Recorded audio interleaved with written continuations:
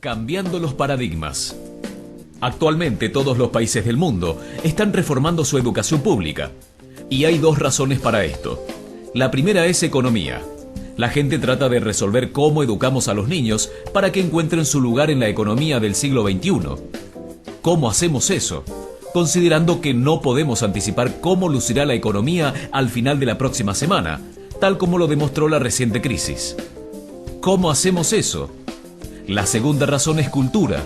Cada país está tratando de entender cómo educamos a nuestros niños para que tengan un sentido de identidad cultural y de esa manera pasar nuestros genes culturales a la comunidad mientras se es parte del proceso de globalización. ¿Cómo cuadrar ese círculo? El problema es que tratan de llegar a futuro haciendo lo que hicieron en el pasado y alienando de esa manera a millones de niños que no le ven propósito de ir a la escuela. Cuando nosotros íbamos a la escuela, la historia nos enseñaba que si trabajábamos duro y nos iba bien, obteníamos un título universitario y luego un trabajo. Nuestros niños no creen en eso y por cierto no están equivocados. Es mejor tener un título que nada, pero ya no es garantía y particularmente esto te lleva a dejar de lado lo que para ti es importante.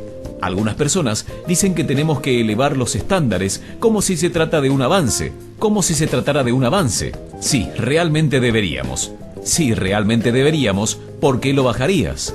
Me he encontrado con un argumento que los persuade de bajarlos, pero elevarlos, por supuesto que hay que elevarlos. El problema es que el actual sistema educativo fue diseñado y concebido y estructurado para una época diferente. Fue concebido en la cultura intelectual de la Ilustración y en las circunstancias económicas de la Revolución Industrial. Antes de mediados del siglo XXI no había sistema educativo público, realmente no. Podías ser educado por los jesuitas, es decir, si tenías el dinero. Pero la educación pública pagada por los impuestos era obligatoria para todos y de distribución gratuita. Era una idea revolucionaria y muchas personas también la objetaban. Decían, no es posible que muchos niños de la calle y de la clase obrera se beneficien de la educación pública. No son capaces de aprender a leer y escribir. ¿Por qué estamos malgastando el tiempo en esto?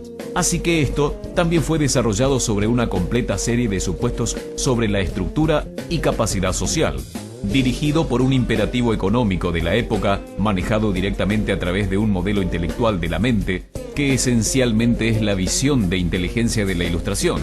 La verdadera inteligencia consiste en nuestras capacidades de razonamiento deductivo y el conocimiento de los clásicos y sus nombres, lo que vinimos a pensarlo como habilidad académica.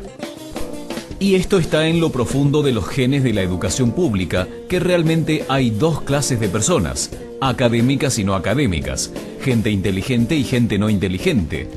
Y la consecuencia de esto es que muchas personas brillantes piensan que no lo son, porque han sido juzgados por esta particular visión de la mente. Así que tenemos doble columna, económica e intelectual. Y mi visión es que este modelo ha causado un caos en la vida de muchas personas. Ha sido fantástico para algunos que se han beneficiado mucho de esto, pero la mayoría de la gente no. En cambio, ellos sufren de esto. Esta es la epidemia moderna y es tan inapropiada como ficticia. Este es el juego del TDAH. Ahora, este es un mapa de TDAH en Estados Unidos o de medicación para TDAH. No me malinterpreten, no quiero decir que no existe el trastorno de déficit de atención e hiperactividad. No estoy calificando para afirmar tal cosa. No soy de la mayoría de los psicólogos y pediatras que sí creen que esto existe, pero es aún algo para debatir. Lo que sí sé como un hecho es que no es una epidemia. Estos niños están siendo medicados tan rutinariamente como nosotros nos sacábamos las amígdalas, basado en los mismos caprichos y en las mismas razones médicas de moda. Nuestros niños están viviendo el periodo de estímulo más intenso de la historia de la Tierra. Están siendo asediados por información que llama su atención de cada plataforma, computadoras de los iPhones, de avisos publicitarios, de cientos de canales de televisión. Y por eso son penalizados, porque se distraen. ¿De qué? De cosas aburridas, la mayor parte de la escuela. Me parece que no es total coincidencia que el incremento del TDAH fue paralelo al incremento de los exámenes estandarizados. A estos chicos se le da Ritalin y todo tipo de cosas con frecuencia, drogas bastante peligrosas. para que se enfoquen y se calmen. Pero de acuerdo a este mapa del déficit de atención, se incrementa a medida que viajas al este del país. En Oklahoma, la gente comienza a perder interés. En Arkansas, apenas pueden pensar correctamente. Y para cuando llegan a Washington, están totalmente perdidos. Y creo que para eso hay una razón aparte. Es una epidemia ficticia. Si piensan en esto, el arte, y no creo que sea exclusivo del arte, creo que también incluye las matemáticas y las ciencias. Pero no digo las artes particularmente porque son las víctimas de la mentalidad actual. Particularmente, las artes se dirigen especialmente a la idea de experiencia estética. Y la experiencia estética es cuando nuestros sentidos operan en su máxima expresión.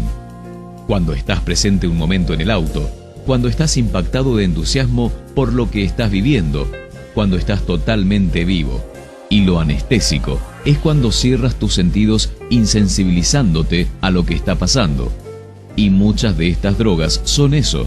Estamos haciendo transitar a nuestros niños por la educación anestesiándolos. Y creo que debemos hacer exactamente lo opuesto. No debemos encerrarlos. Debemos despertarlos a lo que está dentro de ellos. Pero el modelo que tenemos es este. Creo que tenemos una educación que es modelada en interés del industrialismo y a semejanza de este. Les daré un par de ejemplos. Las escuelas están aún organizadas con bastantes semejanzas en las fábricas. Toque de timbres, instalaciones separadas, materia separada especializada. Todavía educamos a los niños en grupos. Los ingresamos al sistema por grupos de edad. ¿Por qué hacemos eso? ¿Por qué ese supuesto de que lo más importante que tiene en común es la edad? Es como si lo más importante fuera la fecha de fabricación. Conozco niños que son mucho mejor que otros niños de su misma edad en diferentes disciplinas, o en diferentes momentos del día, o en mejores pequeños grupos que en grandes grupos, o aún por su propia cuenta. Si están interesados en el modelo de aprendizaje, no se comienza desde una mentalidad de línea de producción. Es esencialmente una mala conformidad que va en aumento. Si miramos el incremento de la estandarización, de las pruebas, planes de estudios estandarizados. Y se trata de la estandarización. Creo que necesitamos ir en la dirección exactamente opuesta. Es lo que quiero decir cuando hablo de cambiar el paradigma. Hay un gran estudio reciente sobre el pensamiento divergente, publicado hace un par de años. El pensamiento divergente no es lo mismo que la creatividad. He definido la creatividad como el proceso de tener ideas originales que tienen valor. El pensamiento divergente no es un sinónimo, pero ayuda. Es una capacidad esencial para la creatividad.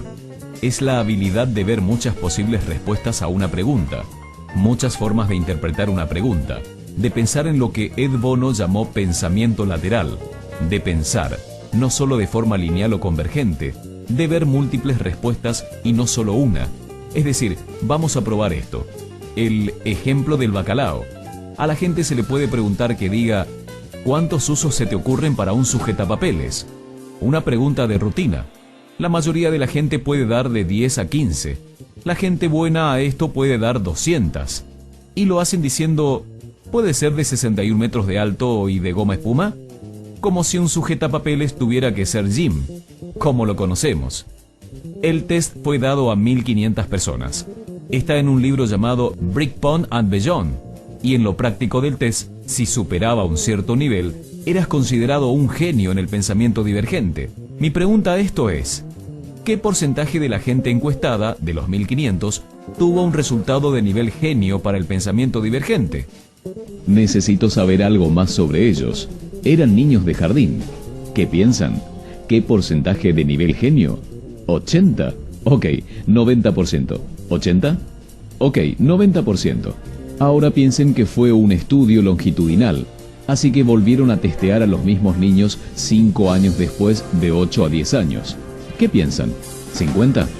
Nuevamente lo volvieron a testear 5 años más tarde, de 13 a 15 años de edad. Pueden ver una tendencia. Esto nos cuenta una historia interesante, porque pueden imaginar que va al revés, o no. Comienza no muy bien, pero te vuelves mejor a medida que creces. Pero esto nos muestra dos cosas. Una es que todos tenemos esta capacidad. Y dos, en su mayor parte, se deteriora. Ahora, ¿Qué pasa con estos chicos cuando crecen? Mucho. Pero una de las cosas que más convencido estoy es que para entonces se vuelven educados. Pasan 10 años en la escuela donde le dicen que hay una respuesta y está al final. Y no miren, y no copien, porque eso es engañar. Fuera de la escuela a eso le llaman colaboración, pero estamos adentro. Esto no es porque los maestros lo quieran así, sino porque simplemente pasa así. Es porque está en la reserva energética de la educación. Debemos pensar diferente sobre la capacidad humana.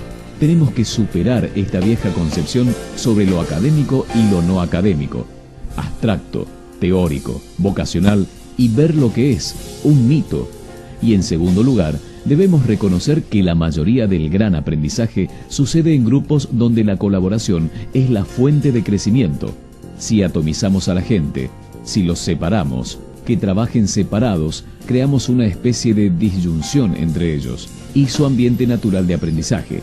Y en tercer lugar, es crucial para la cultura de nuestras instituciones los hábitats de nuestras instituciones y los hábitats que ellos ocupan.